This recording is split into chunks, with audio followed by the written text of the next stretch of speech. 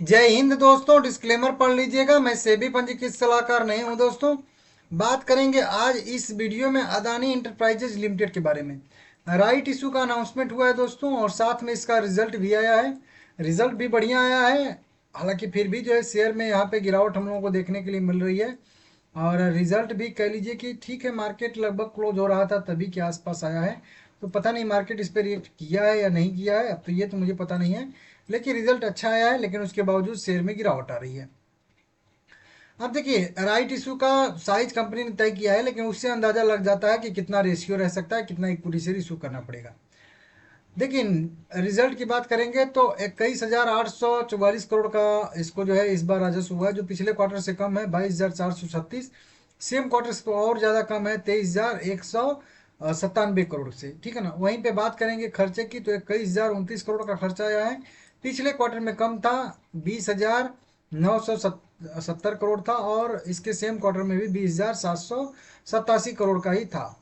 अगर हम लोग यहाँ पे देखेंगे प्रॉफिट आफ्टर टैक्स के बारे में, ठीक है, बिफोर टैक्स के बारे में, तो 818 करोड़ का आ रहा है केवल। वहीं पे 1,466 करोड़ का पिछले क्वार्टर में, और 2,400 करोड़ के आसपास सेम क्वार्टर में। 3,583 करोड़ के आसपास का इसका कुछ अदर इनकम हुआ है, तो थोड़ा सा जो है यहाँ पे प्रॉफिट बिफोर टैक्स जो है बढ़ता हुआ नजर आ रहा है। टैक्स देने के बाद की बात करेंगे यहाँ पे हम लोग, तो कंपनी को वहीं 3,400 करोड़ रुपए के आसपास का नेट प्रॉफिट हुआ, जबकि पिछले क्वार्टर में यह 976 करोड़ था, और इसके सेम क्वार्टर में लगभग 2,000 करोड़ के आसपास था। तो अच्छा खासा कंपनी का रिजल्ट आया है, जो कि आप लोग देख सकते हो यहाँ पे। बाकी बात करेंगे अगर राइट इशू की, तो राइट इशू यहाँ पे कंपनी ने 4 नंबर पे बताया है। 1 रुपये फेस वैल्यू वाले राइट इशू कंपनी इशू करने वाली है। टोटल जो है यहाँ पे कह लीजिए कि 25,000 करोड़ रुपया कंपनी जुटाने वाली है। ध्यान दीजिएगा, 25,000 करोड़ रुपया कितना होता है अभी मैं बताऊंगा, ठीक है ना। यहाँ पे 25,000 करोड़ रुपए के आसपास का यहाँ पे कंपनी का प्लान है फंड रेज करने का, 1 रुपये फेस वैल्यू वाले शेयर इशू करके। अब पूछोगे कि इसका प्राइस क्या रहेगा, साइज क्या रहेगा, तो वो अभी बता देता हूँ। लेकिन यहाँ पे कंपनी ने कहा है कि ये तो हम अनाउंस किए हैं, लेकिन अगली मीटिंग में हम जो है इसका issue price, right entitlement, record date, ये सब जो है, और ओपनिंग डेट, पेमेंट करने का डेट, सब कुछ डेट जो है बताएंगे अगली मीटिंग में, ठीक है ना। तो ठीक है, अगली मीटिंग में बताएगी, कोई बात नहीं, लेकिन हम अंदाजा तो लगा सकते हैं ना भाई, कम से कम उतना तो आता है ना, कि नहीं देख सकेंगे कितना इक्विटी शेयर इशू करना पड़ेगा। तो सीधा सीधा समझिए, सबसे पहले इसका मार्केट कैप हम लोगों को देखना पड़ेगा, उसके बाद शेयर कैपिटल देखना पड़ेगा, फिर समझ में आ जाएगा कि कितना कंपनी रेस करेगी और कब तक हो जाएगा, मतलब, ठीक है ना। सबसे पहले अगर इसको हम राउंड फिगर में लेते हैं, अगर हम लोग यहाँ पे, तो इसको कहिए कि 2.5 लाख करोड़ की मार्केट कैप वाली कंपनी, कितना, 2.5 लाख करोड़ के मार्केट कैप वाली कंपनी है। इसको इस तरीके से लीजिए, ठीक है ना। अब कंपनी जुटा जुटा कितना रही है अपने टोटल मार्केट कैप का, कह लीजिए कि 10%, 25,000 करोड़। राउंड फिगर में कर दे रहा हूं ताकि आपको जो है सब कुछ सही दिखे। 2.5 लाख है, लेकिन 2,80,000 करोड़ के आसपास का इसका मार्केट कैप, लेकिन डिस्काउंट पे शेयर इशू होता है ना, जो 20 रुपया, 2,400 इसका करेंट प्राइस है, तो 2,400 पे तो प्राइस पे इशू नहीं करेगी ना कंपनी, 2,000 पे या उससे भी नीचे वाले प्राइस पे ही इशू करेगी ना। तो मान के चलेंगे कि 2.5 लाख करोड़ का इसका मार्केट कैप है, अब 25,000 करोड़ रुपया कंपनी जुटाने वाली, तो एक जीरो पीछे काटेंगे, तो 10 मतलब गुना अपना कम मार्केट कैप का वैल्यू जुटा रही है। सीधा सीधा मतलब हो गया, 10 गुना कम वैल्यू जुटाने का मतलब ही हो गया कि हर 10 शेयर के बदले में एक शेयर कंपनी नया इशू करेगी, तो इसको जो है 25,000 करोड़ रुपये मिल जाएगा। नॉर्मल बात कहिए ना, कि अगर कंपनी को 25,000 करोड़ चाहिए, तो ये 2,400 रुपये वाले शेयर, जितने इस कंपनी के पास अभी शेयर हैं उसके 10 गुना कम इक्विटी शेयर कंपनी इशू कर देगी, तो अभी इस रेट पे कंपनी को जो है वही 25,000 करोड़ का मिल जाएगा। लेकिन कंपनी थोड़ा सा और कम रेट पे इशू करती है, राइट इशू कम रेट पे आता है, तो इसलिए 10 के बजाय कंपनी को जो है 9 ही शेयर पे एक इक्विटी शेयर इशू करना पड़ेगा, ठीक है ना, या 8 इक्विटी शेयर पे एक इशू करना पड़ेगा। लेकिन राउंड फिगर हम लोग मान के चलेंगे, जैसे एकदम लॉजिक के हिसाब से बिल्कुल एकदम आ ही रहा है, एकदम बढ़िया बढ़िया।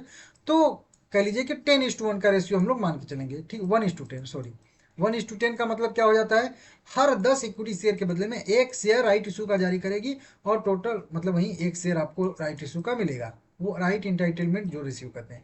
तो मुझे जो अंदाजा है कि 1:10 का आएगा, हर 10 शेयर के बदले में एक इक्विटी शेयर कंपनी इशू कर सकती है, ऐसी मुझे संभावना है। और ज़्यादा अगर डिस्काउंट पे करेगी तो ये रेशियो थोड़ा सा और घट के 9:1 हो जाएगा, ठीक है ना। तब और थोड़ा ज़्यादा इक्विटी शेयर इशू करना पड़ेगा कंपनी को, समझ रहे हो आप लोग ये चीज़। अब चलिए, ये तो हो गया, आपने साइज तो राइट इंटाइटलमेंट रेशियो का जो है यहाँ पे रेशियो तो आपने बता दिया, ये राइट इंटाइटलमेंट रेशियो।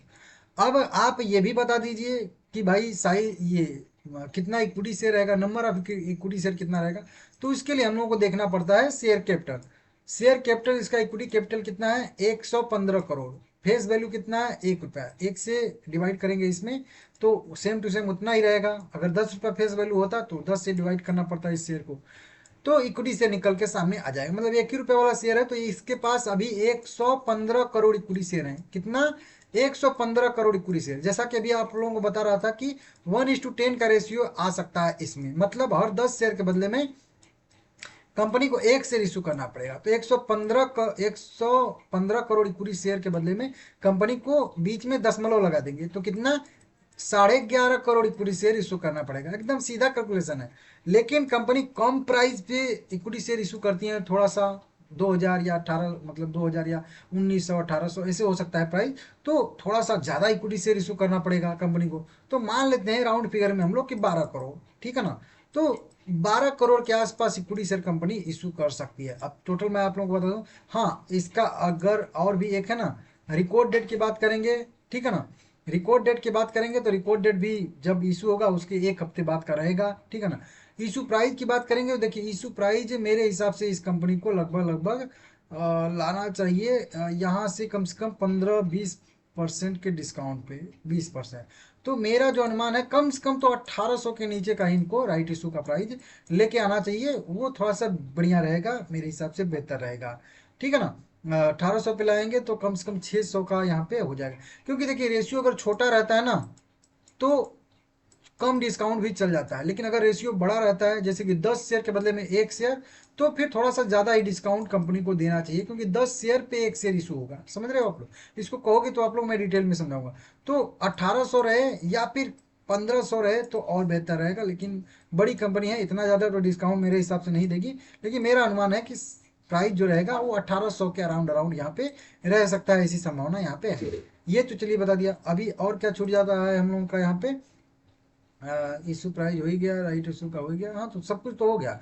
लगभग लगभग मैं अपना अनुमान टोटल बता दिया हूँ। और फिर से एक बता दूँ, इशू प्राइस की मुझे संभावना है वहीं अराउंड समझिए 1800 के आसपास का, ठीक है ना। और रेशियो की बात करेंगे तो रेशियो वहीं 1:10 आएगा, हर 10 शेयर पे 1 शेयर।